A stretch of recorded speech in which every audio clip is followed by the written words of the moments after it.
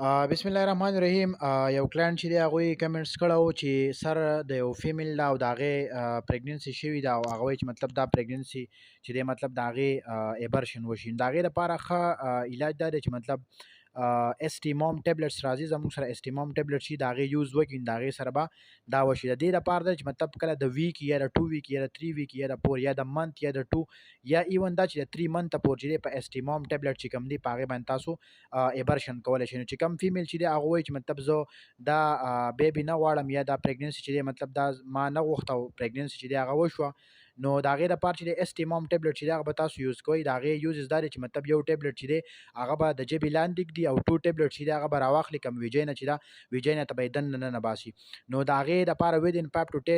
to 6 منټس کې چې دی د هغې به بلیډینګ چې دی هغه به سټارټ شي او دا دغه چې کوم دی د پریګننسي دا دی به ایبرشنز وشي. بیا د هغې نه علاوه چې د هغې سایډ افیکټس ته مو سره دا دی چې د فیمیل ته به سر به پې چکر راویږي، د دې نه علاوه چې د ډب ورته ایشېږي،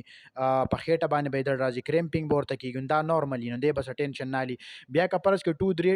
2 نه وال د 3-4 ډیزه پورې چې دا بلیډینګ وشو خو ټیک ده، خو که د 3-4 ډیز نه دا بلیډینګ زموږ سره سیوا کېږي نو بیا به د هغې دپاره چې دی فلایجل ګولۍ چې دی سهار ماښام به 3 ورځې هغه یوه ګولۍ خوري او دې نه علاوه چې کوم دی سیپروفلاکساسین چې دی 500 mg به راوالي 5 ډیز به هغه یوز کړي چې انفیکشن چې کوم دی دا زخم چې دا ورسره ښه شي. او دې نه علاوه چې کوم دی ټرانزمین